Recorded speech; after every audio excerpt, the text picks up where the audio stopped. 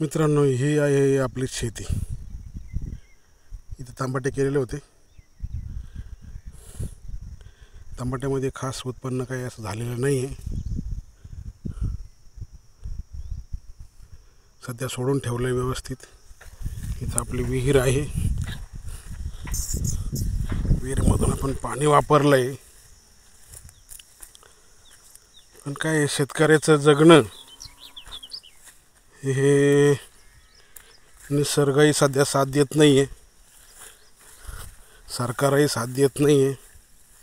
कसं तरी ढकलायच. इथे विहिरीत पाणी आहे, थोडं खराब झालेलं आहे.